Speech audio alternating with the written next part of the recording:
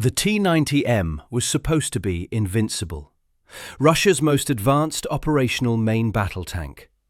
Serial production started in 2020 at the Uralvagonzavod plant in Nizhny Tagil, the same facility that had been churning out Soviet armor since the Great Patriotic War. Relikt explosive reactive armor designed to defeat tandem-charge warheads.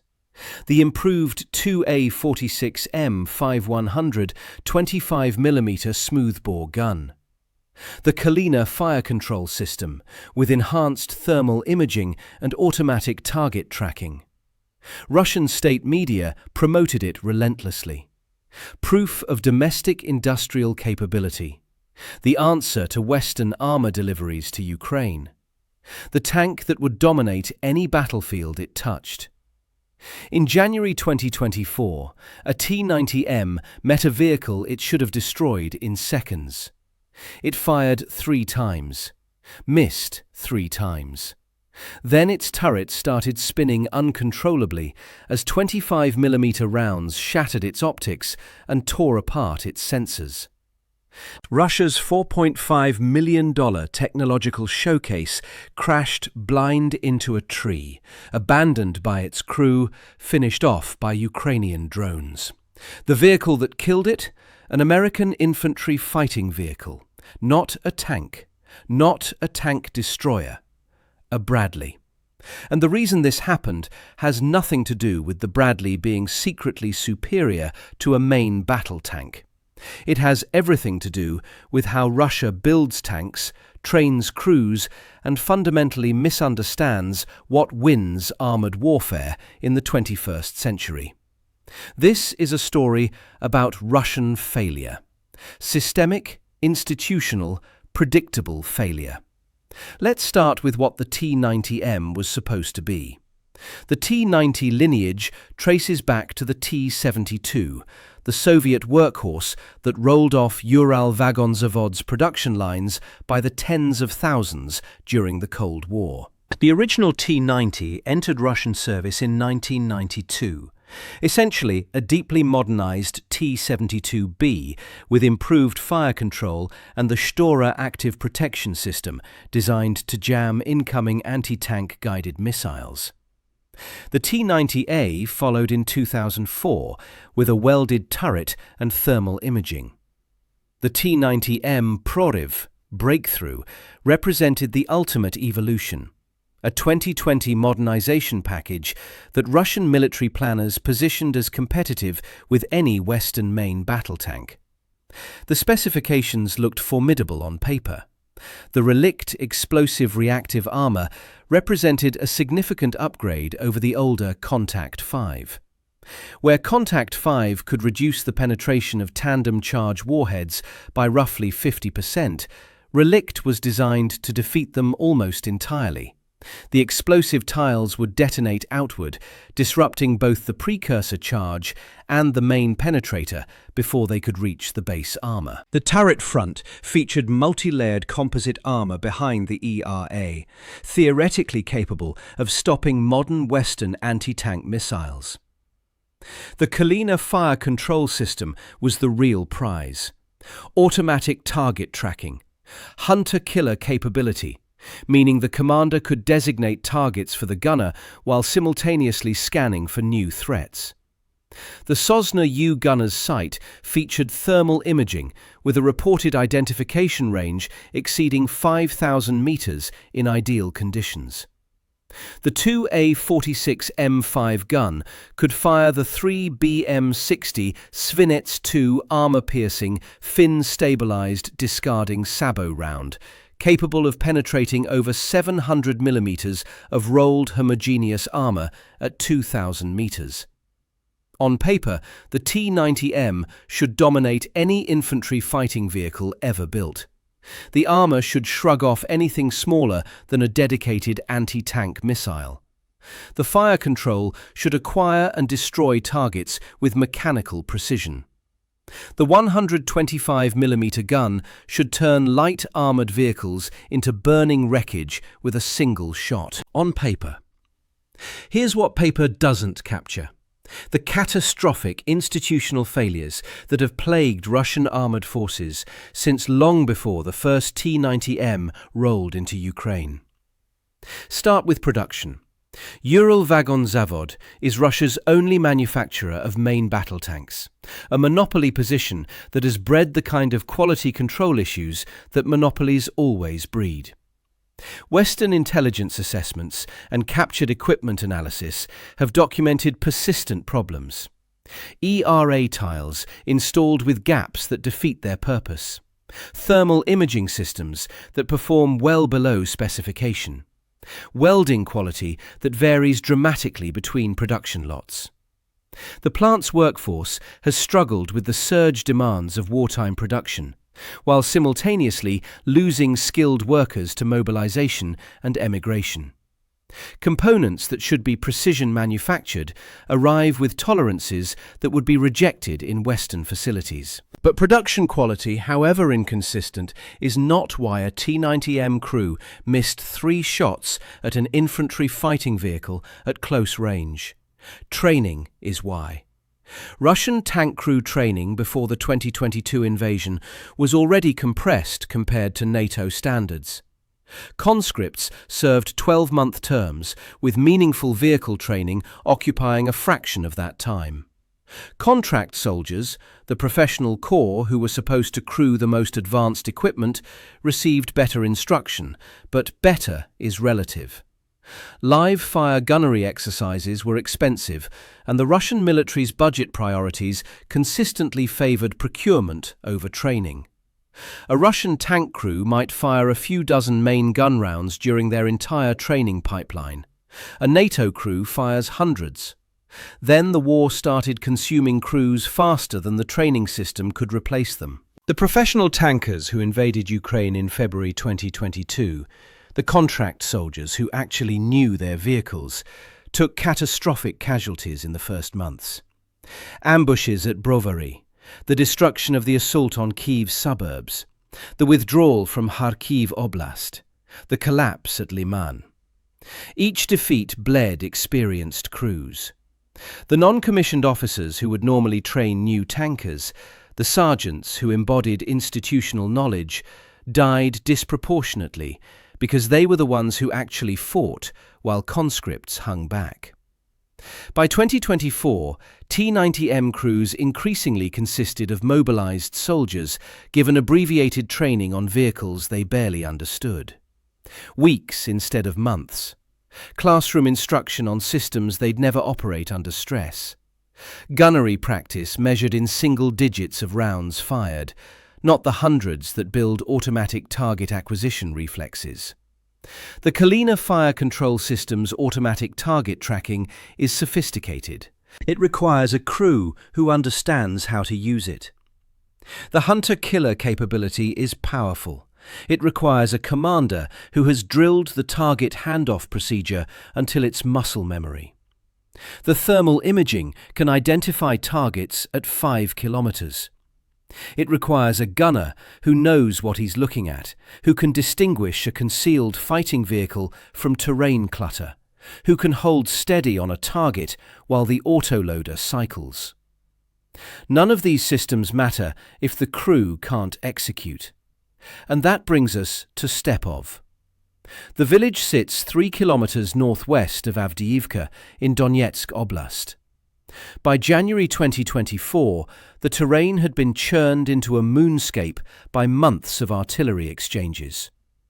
Russian forces had been attempting to encircle Avdiivka since October 2023, throwing armoured formations into the breach in waves. The T-90Ms were supposed to be the spearhead, the best Russia had, leading the assault that would finally crack Ukrainian defences. The T-90M that engaged the Ukrainian Bradley was operating exactly as Russian doctrine prescribed, leading an armoured push, using its superior firepower to destroy defending positions. It detected the Bradley and opened fire with its 125mm main gun. The range was close, far closer than tanks prefer to engage. Close enough that the Kalina system's automatic tracking should have made hits nearly automatic. A Bradley is roughly 3 meters tall and 6 meters long. It presents a target that a competent crew should not miss at close range with modern fire control assistance. The first shot missed. 6 to 8 seconds for the autoloader to cycle. The T-90M fired again. The second shot missed. Another cycle. Another shot. The third shot missed. 3 rounds, 3 misses. At close range. Against a target that wasn't even trying to outmaneuver. It was engaging back. What went wrong? Stress degrades performance, but that's what training is supposed to compensate for. Crews who have drilled target acquisition thousands of times maintain effectiveness under pressure because the sequence is automatic. It doesn't require conscious thought that fear can disrupt. Crews who learned their vehicle in a few weeks, who fired a handful of training rounds, who never internalized the rhythm of acquire track fire, they miss. Equipment malfunction is possible. The Kalina system might have failed. The thermal imaging might have been degraded by dust or damage. The gun stabilization might have been improperly calibrated. These explanations share a common root: maintenance quality, which depends on trained crews who understand their vehicle well enough to identify problems, and logistics systems capable of supplying parts and expertise.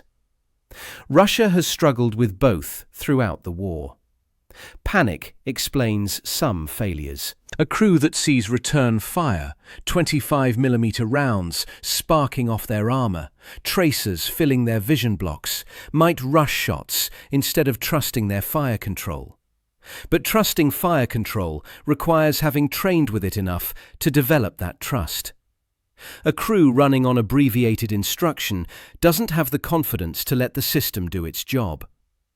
The pattern matches what Western analysts had documented across the war. Russian tank crews consistently demonstrating gunnery performance well below what their equipment should theoretically enable. Captured training documents revealed programs lasting weeks, where effective armored warfare training requires months. The institutional knowledge that should have passed from veteran NCOs to new crews died with those NCOs in the war's first year. 3 shots, 3 misses. And while the T-90M was missing, the Bradley was not. The Ukrainian crew facing the T-90M knew they couldn't penetrate its frontal armor. The Bradley's 25mm M242 Bushmaster chain gun, 200 rounds per minute, capable of defeating the side and rear armor of infantry fighting vehicles and older tanks, cannot punch through Relikt ERA and the composite armor beneath. In interviews following the engagement, Sergei acknowledged that his understanding of tank vulnerabilities came partly from playing military simulation games, the kind that model armor values, penetration mechanics, and exactly where external components are located.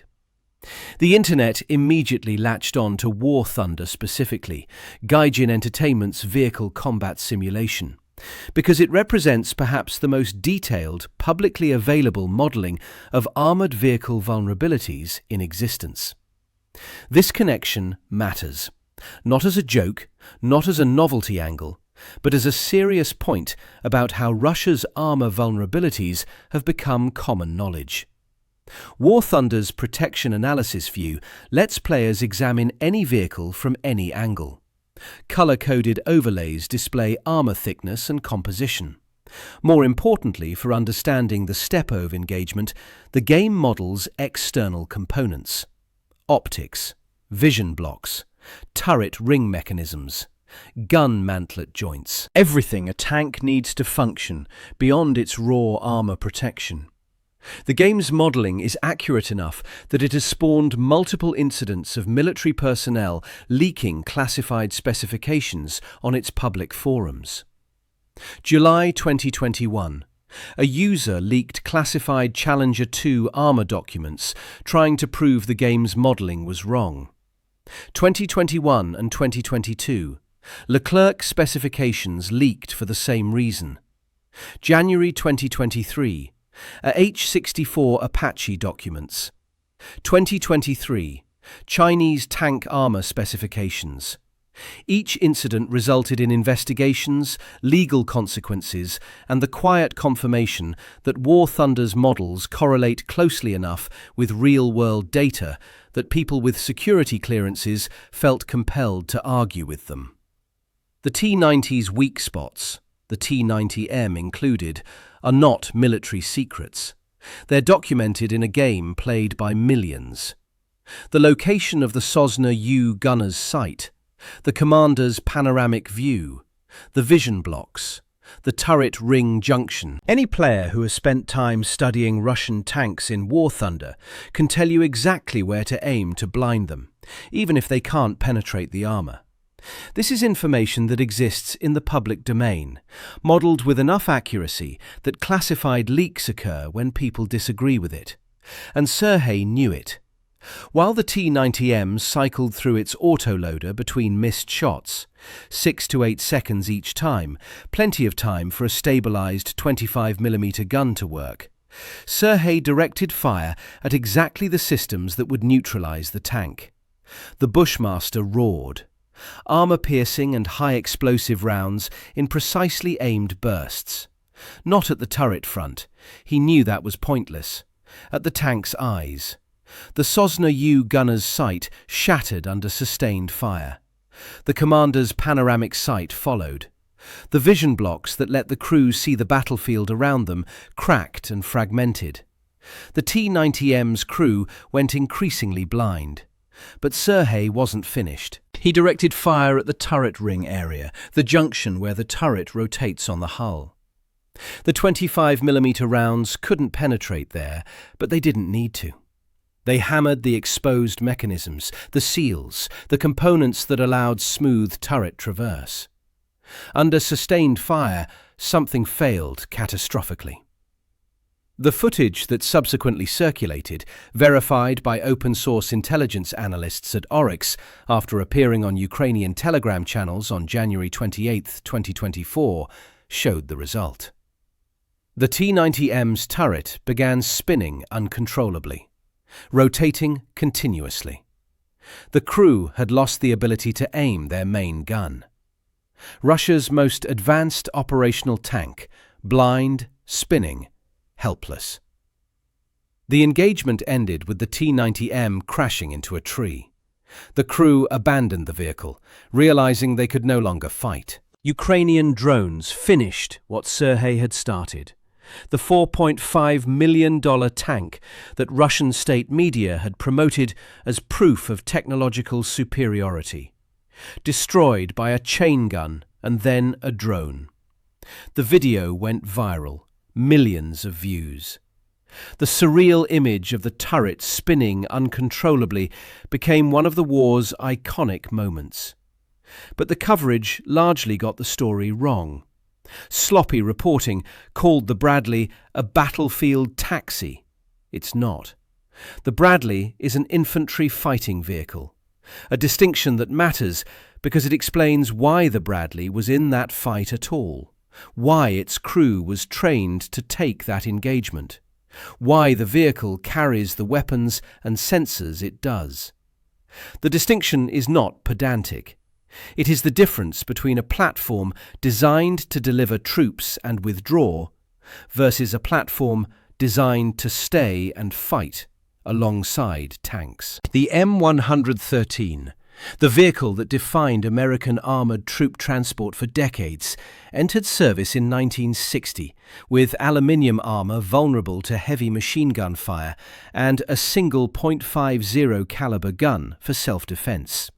Its job was simple: drive infantry to the edge of combat, drop them off, pull back.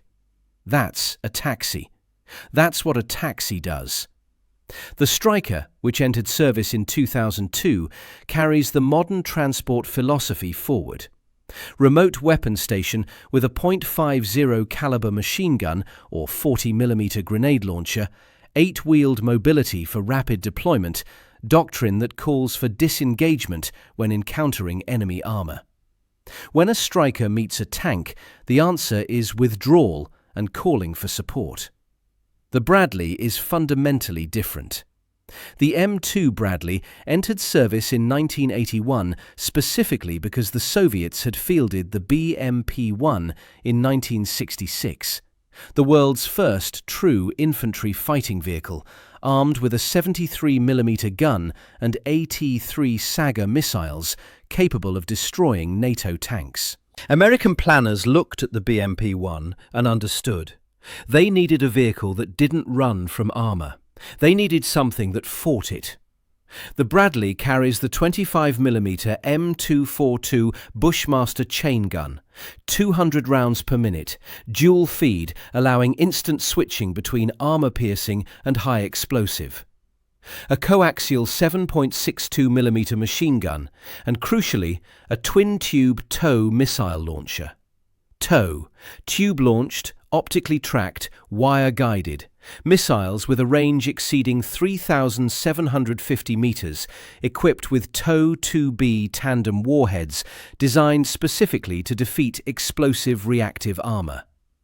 U.S. Army Field Manual 321.71 positions the Bradley as an integral fighting element of combined arms formations. When the formation encounters enemy armor, the Bradley does not withdraw. It contributes to the engagement. The Ukrainian crew operating that Bradley near Steppove had trained at ranges in Germany and Poland for months, not abbreviated courses, months, learning NATO combined arms doctrine. How to coordinate with tanks, how to support dismounted infantry, how to fight when outmatched in armor by understanding exactly what their vehicle could and could not do.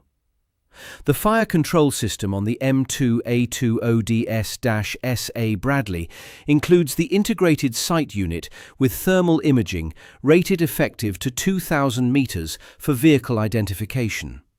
Stabilization that allows engagement on the move. The ability to place accurate bursts on specific points of an enemy vehicle, even while maneuvering. Sirhi used every advantage his vehicle gave him. He had superior training. He had stabilized precision fire. He had knowledge of exactly where to aim. He had a vehicle designed to stay and fight. The Russian crew had a tank that should have won.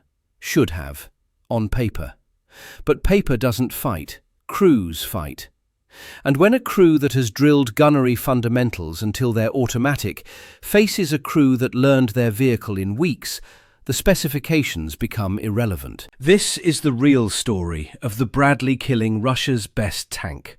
It's not about the Bradley being secretly superior to a T-90M. It isn't. In a straight fight where both crews are equally trained, the T-90M's 125mm gun ends the engagement with one shot. The Bradley's 25mm cannot penetrate the T-90M's frontal armor through any conventional means.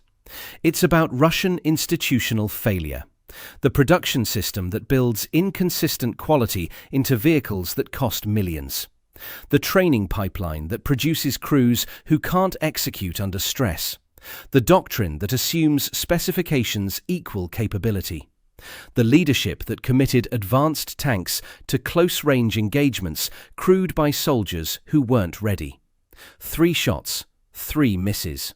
That's not equipment failure, that's training failure, institutional failure. The failure of a system that prioritizes procurement over preparation, that replaces dead professionals with hastily mobilized conscripts, that promotes tanks on state television without building the human capital to operate them effectively. The T-90M at Steppove had every technical advantage. Relikt ERA. The Kalina fire control system, a 125mm gun that could destroy the Bradley with a single hit. Its crew fired 3 times and missed. A Bradley commander who'd learned tank weak spots from video games blinded it with a chain gun. Russia's best tank crashed into a tree with its turret spinning uselessly, abandoned by a crew that couldn't fight. This is the pattern, not an aberration, the pattern. Across the war, Russian armoured formations have demonstrated consistent underperformance relative to their equipment specifications. The reasons are structural.